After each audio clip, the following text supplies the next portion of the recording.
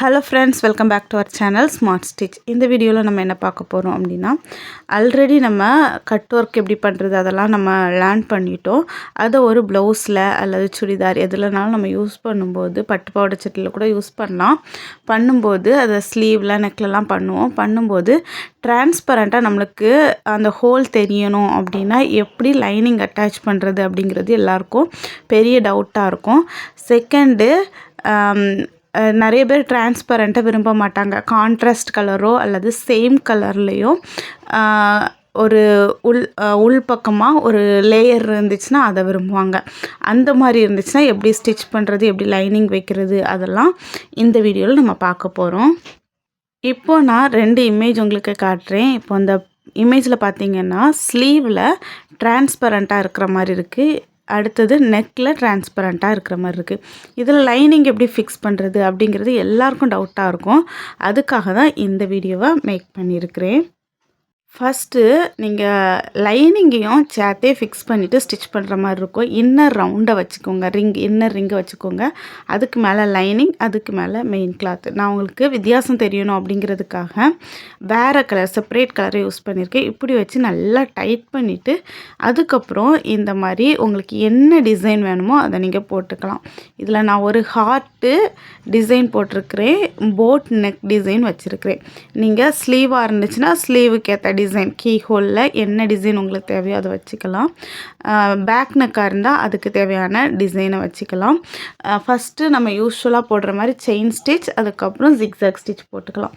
அல்லது நீங்கள் கட் ஒர்க்கில் வெறும் செயின் ஸ்டிச் மட்டும்தான் போடணுமா அப்படின்னா இல்லை, நீங்கள் இதை சீக்வன்ஸ் ஒர்க் வச்சு கூட ஃபினிஷ் பண்ணலாம், அல்லது பீட் ஒர்க் கூட ஃபினிஷ் பண்ணலாம். பீட் ஒர்க்காக இருந்துச்சுன்னா நீங்கள் பீடை வச்சு ஒரு லைன் போட்டு லைனோட outer side, inside out side 2 சைடுமே நீங்கள் செயின் ஸ்டிச் போட்டு இதே மாதிரி செயின் வித் ஜிக்ஸாக் போட்டிங்கன்னா அதுக்கப்புறம் கட் பண்ணிங்கன்னா பீடோட டிசைனில் இருக்கும். ஆரி ஒர்க்கை பொறுத்த வரைக்கும் உங்களோட க்ரியேட்டிவிட்டி தான். நீங்கள் யூஸ் பண்ணுற மெட்டீரியல், ரெண்டாவது உங்களோட க்ரியேட்டிவிட்டி, கஸ்டமரோட பட்ஜெட்டை பொறுத்து நீங்கள் ரொம்ப க்ரியேட்டிவாக நீங்கள் பண்ணலாம். எந்த ஒர்க்குமே இந்த மெட்டீரியல் வச்சு தான் பண்ணணும், அந்த மெட்டீரியல் தான் வச்சு தான் பண்ணணும், அந்த மாதிரி கிடையாது. இந்த மாதிரி நீங்கள் லைனிங்க்கு மேலே மெயின் கிளாத் வச்சு நீட்டாக டைட் பண்ணிக்கோங்க ஃப்ரேமில். பண்ணிவிட்டு அதுக்கப்புறம் உங்களோட மெயின் கிளாத்தில் இருக்கிற டிசைனை நீங்கள் ட்ரேஸ் பண்ணி இந்த மாதிரி ஆரி ஒர்க் போட்டுக்கலாம். நான் செயின் வித் ஜிக்ஸாக் போட்டிருக்கிறேன்.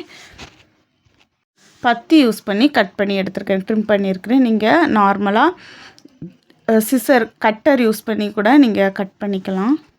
இந்த மாதிரி கட் பண்ணதுக்கப்புறம் பார்த்தீங்கன்னா லைனிங் மெயின் கிளாத் 2மே இருக்கும். அதுக்கப்புறம் பேப்பர் கட்டிங்கில் நீங்கள் ப்ளவுஸோட சீம் அலவன்ஸோட கட் பண்ண பேப்பர் வச்சு ட்ரேஸ் பண்ணிவிட்டு கட் பண்ணிங்கன்னா லைனிங்கும் மெயின் கிளாத்தும் சேம் அளவில் உங்களுக்கு கிடச்சிரும். அல்லது நீங்கள் நார்மலாக மார்க் பண்ண கூட செய்யலாம். இப்போ பார்த்தீங்கன்னா உங்களுக்கு தெரியும் லைனிங்கும் மெயின் கிளாத்தும் சேர்ந்தாலே இருக்கும். இனி நீங்கள் நார்மலாக யூஸ்வலாக மிஷினில் எப்படி ஸ்டிச் பண்ணுவீங்களோ அந்த மாதிரி ஸ்டிச் பண்ணிக்கலாம். ரெண்டாவதாக உள்பக்கமாக கான்ட்ராஸ்ட்டோ அல்லது சேம் கலரோ இந்த இமேஜில் பார்க்குற மாதிரி கிளாத் வச்சு நிறைய பேர் கேட்பாங்க. அப்படிப்பட்டவங்களுக்கு நீங்கள் என்ன ரொம்ப ஈஸி, இந்த மாதிரிலாம் மெயின் கிளாத்தையும் பெரிய சைஸில் நீங்கள் ஸ்டிச் கான்ட்ராஸ்ட் கலரோ சேம் கலரோ நீங்கள் யூஸ்வலாக நம்ம பண்ணுற மெத்தட்லேயே பண்ணிக்கலாம். ஏன்னா கான்ட்ராஸ்ட் அந்த இடத்துல கம்மு போட்டு நம்மளோட அந்த ஒர்க்கு கீழே வரும், அதாவது அந்த ஹார்ட் ஷேப்க்கு கீழே அந்த கிளாத்தை ஃபிக்ஸ் பண்ணி அதுக்கப்புறம் நார்மலாக நம்ம ப்ளவுஸ் இடத்துல அந்த ஹார்ட் ஷேப்லேயே நீங்கள் பேக் போட்டு மேலே இந்த ஹெட்லைன்ஸ் விட பெரிய சைஸ்ல இருக்கிற மாதிரி ஒரு கிளாத்தை அதுல எந்த பிரச்சனையும் வராது.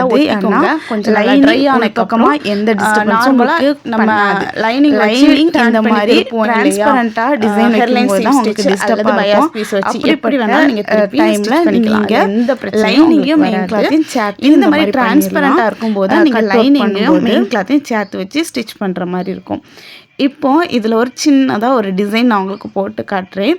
அதாவது ஹேங்கிங் மாடல், அப்கமிங் கிளாஸில் இந்த ஹேங்கிங் மாடல்ஸ் வரும்.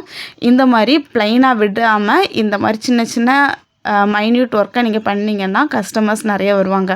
இப்போ பார்த்தீங்கன்னா கீழ்ப்பக்கமாக ஒரு நூல் தெரியும், இந்த மாதிரி பண்ணும்போது அதை அவாய்ட் பண்ணுறதுக்கு அடுத்த முறை நான் ஸ்டிச் பண்ணும்போது பாருங்கள், அதை அவாய்ட் பண்ணுற மாதிரி இருக்கும்.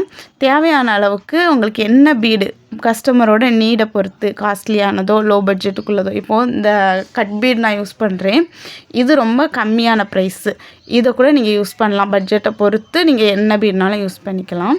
இப்போ நான் யூஸ் பண்ணுற மாதிரி மேலேருந்து கீழே வந்திருக்கேன். கீழே வந்துட்டு அப்படியே திரும்ப மேலே போகாமல் கீழேருந்து மேலே போனேன்னா அந்த த்ரெட் எக்ஸஸாக வர்றது அவாய்ட் பண்ணிக்கலாம்.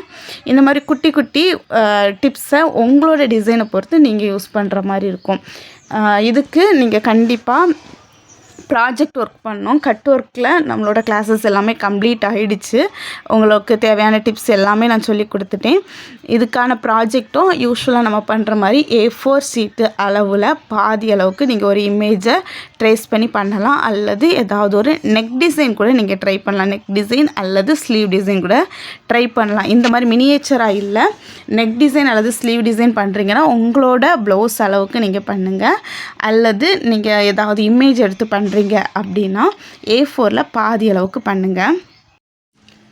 நீங்கள் பண்ணுற டிசைனில் அதாவது ப்ராஜெக்ட் ஒர்க்கில் வெறும் கட் ஒர்க் மட்டும் இல்லாமல் இந்த மாதிரி சீக்வன்ஸ் ஒர்க்கு, பீட் ஒர்க் எல்லாமே மிக்ஸ் ஆகி வரலாம்.